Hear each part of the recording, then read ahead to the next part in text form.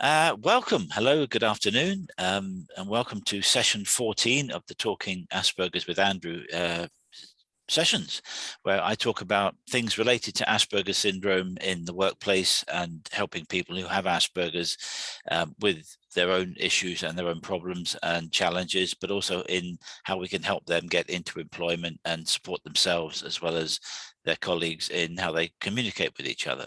So that's the aim of this session, is to be an open and frank session, a series of talks that I give, where I welcome people's contributions, and we try and create a community where people can feel free to come and talk about things they want to talk about. I am recording this session, so just to make you aware of that, and just if you're okay with me recording it, then I will then put it on my YouTube channel, which if you're interested in, you could like and subscribe, but it has all the other videos on it from the previous sessions. So if everyone's okay with that.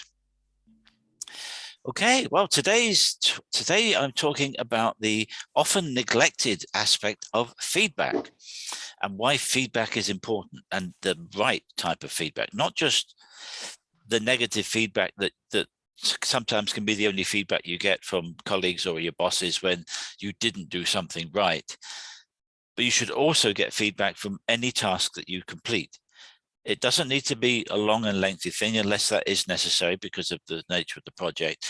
But I think when you've been doing something, it's perfectly okay to spend an hour going through with someone that you've given a piece of work to, just to sit down, have a cup of tea in a quiet, neutral space, and say, okay, I'd like to go through this with you.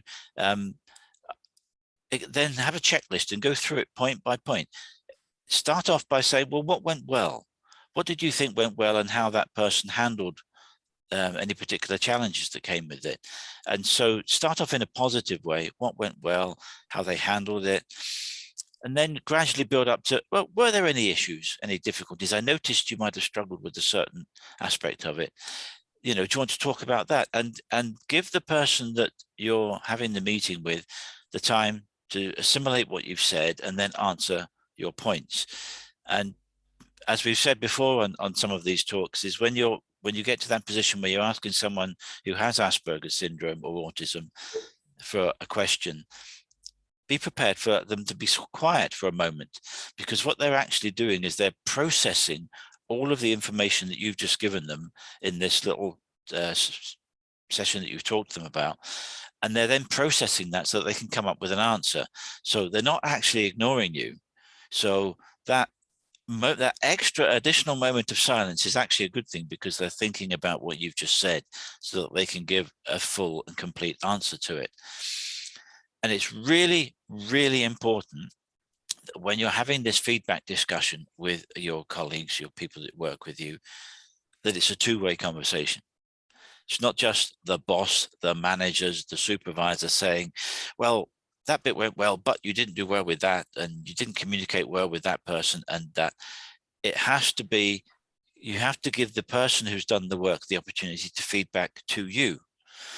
That might be something that the management should want to hear, but won't necessarily want to hear, because one of the issues may be the communication with their supervisor. That initial that communication that they have with their immediate supervisor might actually be the difficult point that they've been having not necessarily in understanding what the boss has wanted, but when the supervisor makes changes or suggests to do something in a different way, those things can impact on the time available to complete the task. And so if you're going to change it, you've got to do something different, but have you still got the same amount of time to do something in?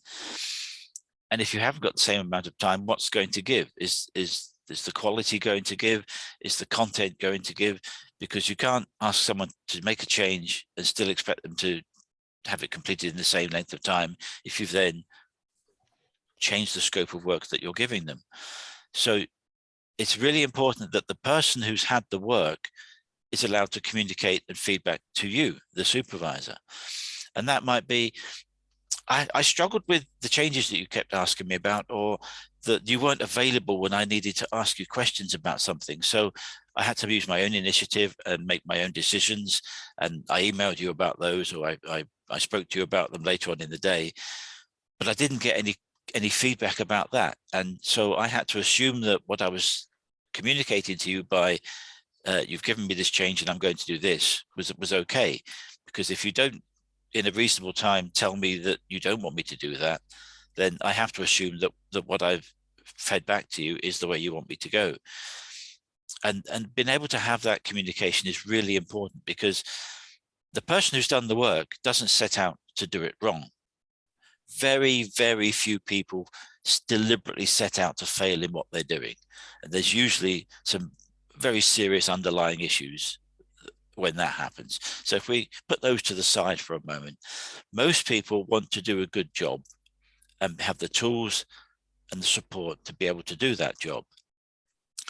So when you've come to the end of a project and you're having this feedback discussion with your supervisor, you need to be able to be honest and say, this went, I was happy with how it went. I struggled with the communication with that person from another department because they weren't always available. And so if we're going to feed that back, then we need to try and see if there's something that could be done to manage that third party a little better. And that might need some input from the supervisor. So all of these little things are really important to go through point by point.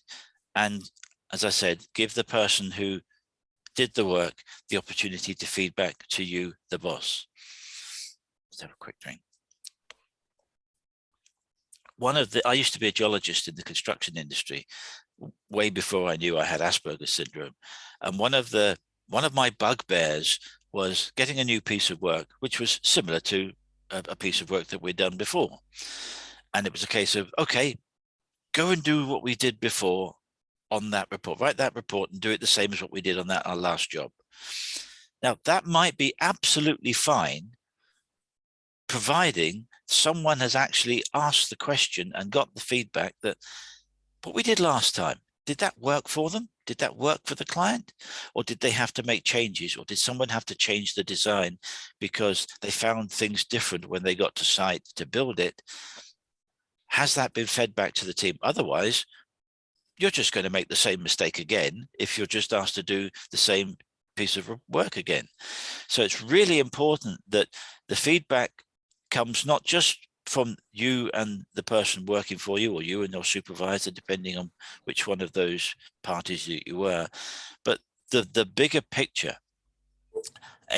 Was the client happy with what the firm, the business that you were representing, was the client happy with what you gave them?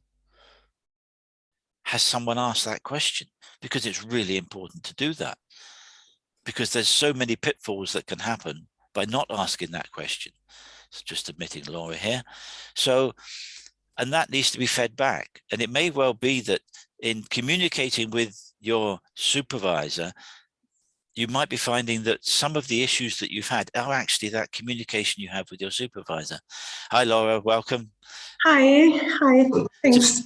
You're welcome. We're just talking about feedback in the session today. And I was just saying that I used to work as a geologist and would quite often be given a job to do, which was reasonably similar to one that we'd done before. And I would be told to do what we'd done before. And the point I was just making was, did anyone check with the client that what we did before worked? Or did they have to make changes, or did things go wrong? So whilst in a way, the familiarity of doing something is fine and it works and you know what you're doing, so there's less chance of making mistakes and everyone's happy, but you need to have had that understanding from the client or from people higher up in the management team that what was done worked. Otherwise, you're just going to make the same mistakes. So I was going to ask people on the call today what their experiences were with feedback.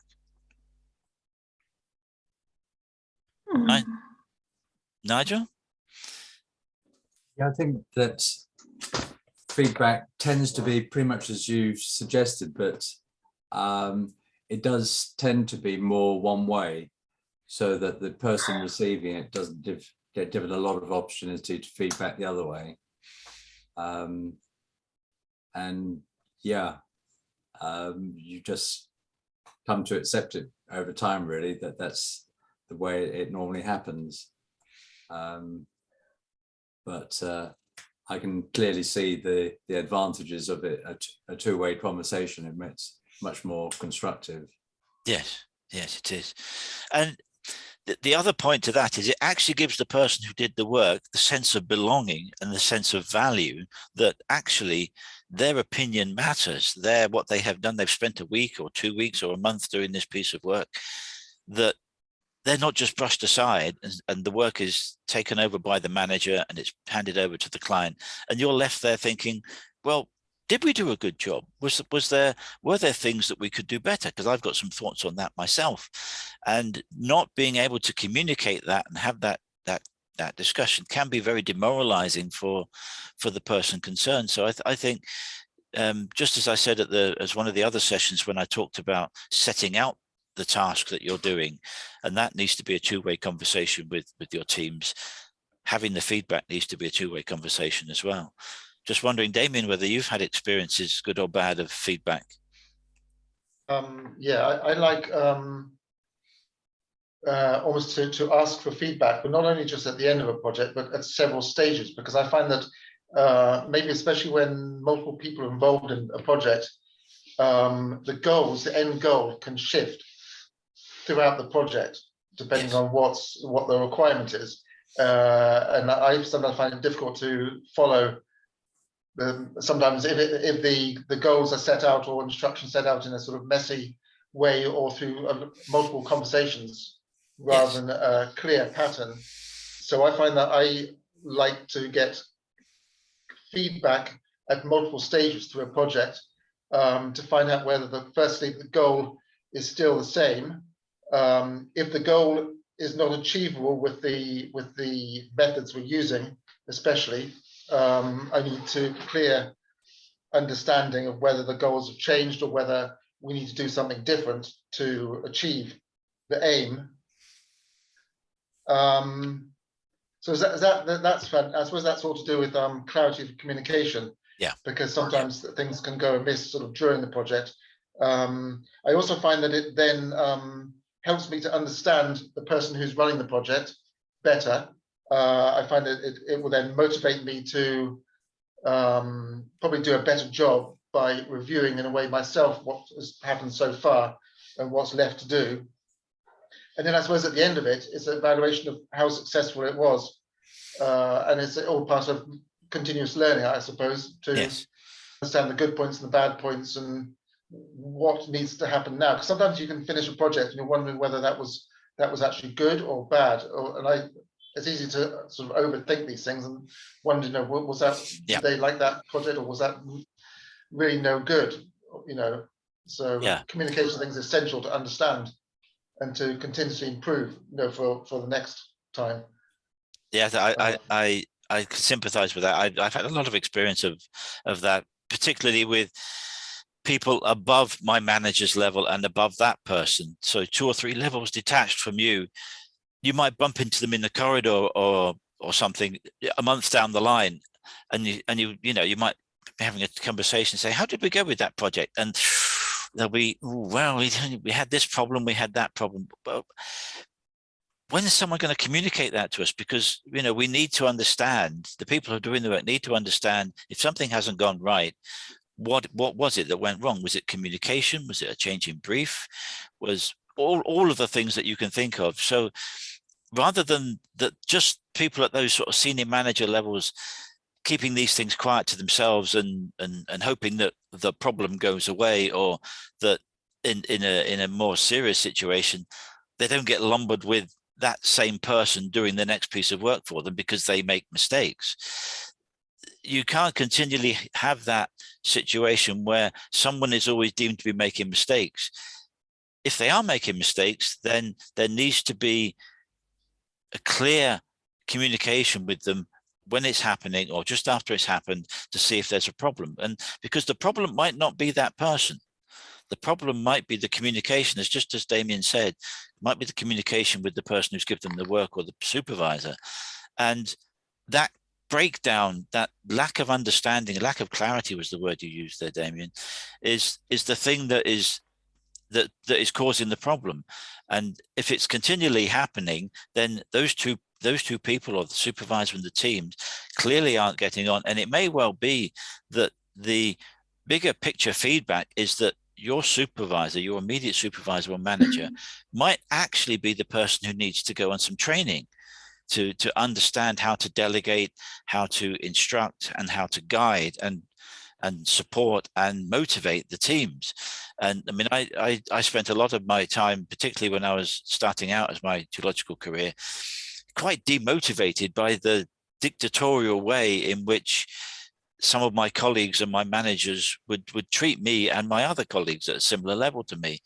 And it was so, I'd say, demoralizing. It's so frustrating, because you want to do a good job, you want to learn. I'm not going to know it all when I'm straight out of college as a graduate. So there needs to be someone needs to mentor me or the junior members of staff and encourage them into doing it in the right way first. So setting out the principles of how we go about it is really important.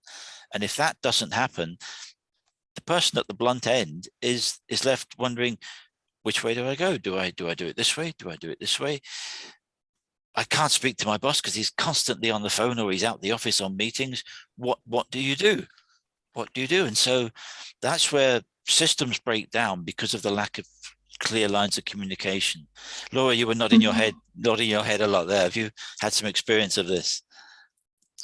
Yeah. Well, luckily enough, now I've got like plenty of instructions. Like my bosses at the moment, I'm saying bosses, they're collaborators actually, because I work as a freelancer. But they're very good, because they always give me clear instructions, and they're all written there. So I can just read the instructions a few times, see what I should do. And in case I don't understand something, or I have questions, which always come up at some point, I can still write to the secretary at the office, and she can answer to me. And she's very quick at answering my emails. So I appreciate that. Yeah, questions always come up. Yes. In the process, and I get a bit frustrated, or sometimes I just become very doubtful. Am I doing it right or not? What if I make a mistake? If I make a mistake, will it matter to them or not? Well, to me it matters, of course. If I make one single small mistake, I would feel very, I don't know, very unhappy and unsatisfied with my work. I don't know about you, but to me, making small mistakes really matter. Yeah, I understand that. One of the things that I did actually like about working in construction is when you have a contract being carried out by a contractor doing the work. Mm-hmm. If we were making changes, then we would give instructions. They would say, here's an instruction, we're making a change, this is what we want you to do. There quite often would be a drawing with it, giving the new details of the design. There might be some additional specification notes or some guidance notes as to what was to be done. And that worked really well, because it made us think about, okay, we need to make a change. So how do we set that change out so that the contractor understands what we want them to do? So I say the drawings, written instructions, and the contractor then would know, bang, this is what I need to do now.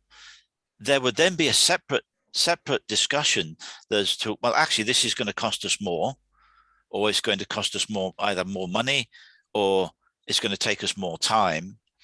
And so that became a separate discussion that you would have with the contractor, but it wouldn't prevent them from going on and doing the work.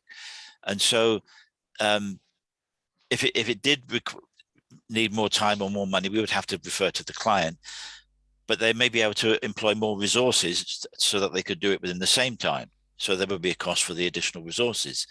So that process of making an instruction to a contractor so that there was a change in the work, I think is something that in not necessarily completely the same formality, but the same intent, is what you should be doing if you're making a change with your team. You sit down and you say, this is the change that needs to be made. This is why it needs to be made, because we need to understand, rather than just some arbitrary change for reasons that we don't understand. And then this is what I want you to do. And then that gives you the opportunity to talk to them about the change, agree a way forward, have a checklist. The supervisor should have a checklist to go out through the points one by one, so that it's clear, it's concise, there's clarity, and everyone knows what they're doing. And I think it's really important that when changes are made, those changes are made correctly, properly, and efficiently, because otherwise you're going to make mistakes, and you're going to come towards the end of a project and you're not actually going to know what you're supposed to be doing, and the supervisor isn't clear. And if they're not clear, what chance do you have? So all of these details, these specific points are really important in providing feedback and allowing the people who've done the work to feed back to the management.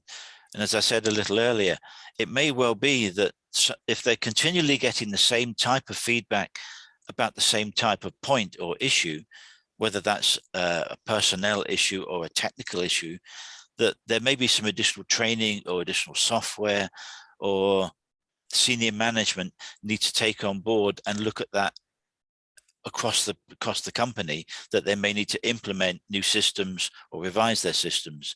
And that can only be done if they're getting the constructive feedback from the shop floor, from the ground floor upwards, because that way what should come down should then make sense to the people that are actually doing the work. And I think it's really important that at all points throughout a task process, doing a job, the people who are doing it know why they're doing it and know what the end objective is. Yeah, it's really important with that.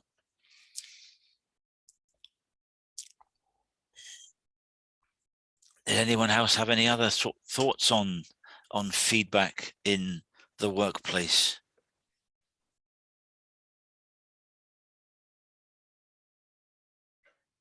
Nigel?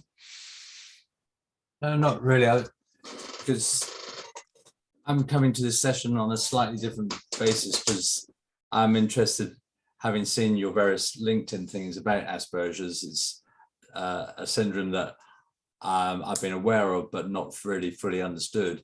And just you talking through in terms of how important all these various points are in terms of how it then allows you to operate correctly is really quite illuminating. Because I've in the past just accepted, if someone says, you know, well done, you just go away and carry on. You don't have that more detailed, refined look at what actually was well done, what could have been done better, and so forth. Yes. So it's really quite interesting to me anyway. Yes, I haven't. One of the things about people with Asperger's, we like, and we absolutely have to know what we're doing and why we're doing it, and we need to know all the tick boxes. So who's the support people? Who do I report to? What time have I got to do this in? All these variables that form part of the person's environment in doing their work have to be in place. We very much like our ducks in rows, everything organized and systematic and logical. And when one of those ducks or one of those cogs isn't right, it can throw us out from what we're doing, from our train of thought. And so it's really important that if there is going to be a change, it has to be properly communicated. And they say that the purpose of today's talk is about feedback, but it's really important in with that feedback that the person with Asperger's, it doesn't necessarily have to have Asperger's, but from an Asperger's point of view, that the person with Asperger's or autism is gone through point by point, what worked well, what didn't work well. How would you like to have done that yourself? How would you have gone about it with the change that we made, or how would you have gone about it from the start? And getting that person to talk about how it works for them is so important, because it might not work the same way as a neurotypical person. And that understanding that neurotypical people and neurodivergent people think in a different way and think with different processes and logic makes a big difference to how someone does something. And so having that understanding set out at the beginning as to what they're going to do will formulate a picture, because we tend to be very visual people on the spectrum, will formulate a picture in their mind of a process, very much like a mind map board. If you're into doing mind maps, they will have that image in their head of how they think that something should be done. And when they have to have when feedback comes, it needs to be structured feedback, point by point, item by item, task by task, so that it can compute and they can assimilate the feedback and then have their feedback, answer the questions, and have their feedback of the way that they were managed or the way that the task went. And it's really important that the person with Asperger's or autism is given the opportunity to have that discussion in a frank, mature way, so that the supervisor, the manager, knows how it worked for them. Because what you're doing in building up these little communication points that you have with someone, whether it's on a daily basis or just that informal little chat you have over a cup of tea, all these little pointers that you're giving them, in a way I don't want to use the word training, but in a way you're encouraging the person that you work with how to communicate with you in the best way to get the best from you.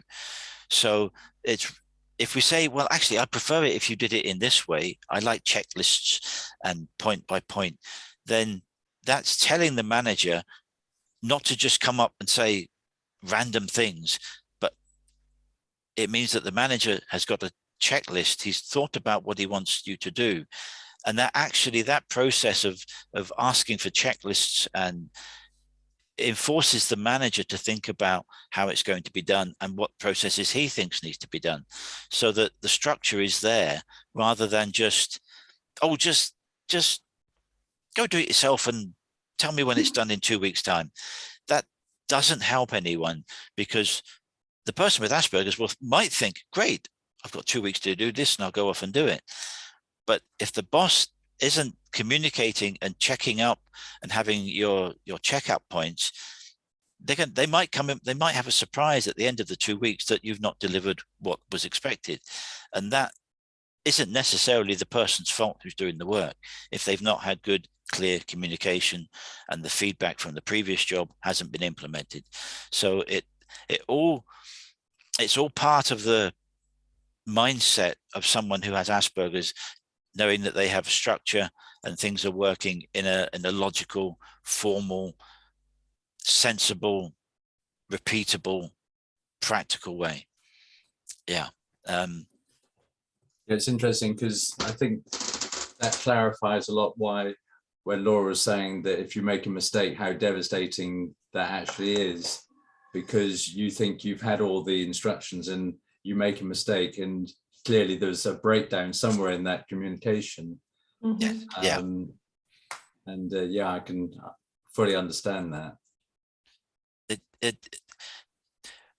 Most of the issues that myself, certainly speaking from my point of view, most of the issues that I had in the construction industry that were problematic for me were communication. In some form or another, it was communication with the people around me, the people above me. And if I sat back and looked at it and analyzed things that hadn't gone well and things that were difficult, it all comes down to communication, whether it's the verbal communication, whether it's written communication, or however else that communication is conveyed between you. Most of the issues that I had, which I can now relate to my Asperger's, were about not clear communication between myself and other team members. And I know we said it, Damien said it, but clarity of instructions is so important. And having the feedback to say, yes, this worked, this didn't work, because it might well be that the person on the spectrum might just be sitting there thinking, I've made a spreadsheet on how I think this should be done. And is now the point where I say, actually, I've got a suggestion on how we could do this. And their spreadsheet might be the thing that formalizes how that all works together. We like spreadsheets. I'm very much a spreadsheet fan because it's logical. It's organized. It's rows and it's columns, and you can do the maths on it with functions that you want to do when you're adding numbers together. Or it might just be a table of processes and steps and strategies. But the person who's with Asperger's, who's been doing the work, may well have their own ideas and thoughts on how it would work best for them. And that feedback point is where that can come in. And because that might be something that hopefully might be wheeled out throughout other aspects of the business in some modified fashion or not. So having that feedback from the person who's on the spectrum doing the work, really important. Really important.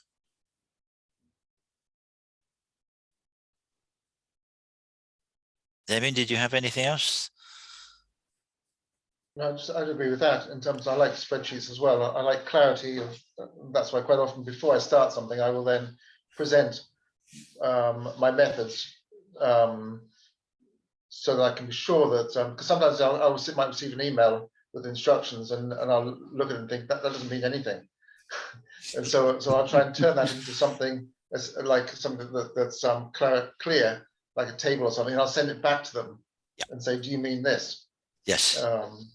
To sort of, I suppose, be proactive and get some sort of confirmation. So yeah, definitely. If I've been given any instructions and for whatever reason, if it isn't clear, I will always get back to them as quickly as I can and say, I'm not quite sure what you meant about point 3. And just as you said, Damien, if you can clarify that with preparing your own table or spreadsheet, say, this is what I think you've meant. Is this okay? And that sets you out. It sets things off in a really good way. Laura, did you have anything on that you wanted to add? No, but I could tell you about one mistake today. One mistake I made today at work. So I was supposed to send a final test to my student. But since I've got 2 students with the same surname and a similar name, one is Mauro, the other is Marco, I sent the final test to the wrong student. And the other student is not supposed to see the test before the time comes. So I was really, really nervous because I couldn't recall the email. I just sent out another email to the guy and I said, please just delete that email. Pretend you have never received it. Yeah.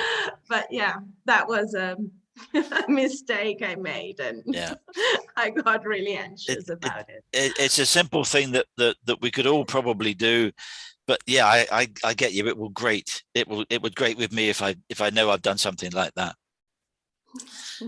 So that's almost got us to the end of our session today on Talking Asperger's with Andrew, and I think it's been really productive on how everyone views the issues around feedback and communication. I think it's been really good having you on today. One of the things that I do is I obviously have a business that I'm building, a speaking and coaching business. And so if anyone wants to talk to me about this subject separately, I'm quite happy to have a conversation with them. And if you want to do something on a more significant basis, then I'm quite happy to talk to you about it as well. But thank you all for coming on. It's been really good. Good to see Nigel, a new member today. And I will be posting next week's subject on Friday afternoon. I haven't decided what that will be yet. I will look back and think on what would be a good topic to have for next week's Talking Asperger's with Andrew. So I'm going to sign off the recording.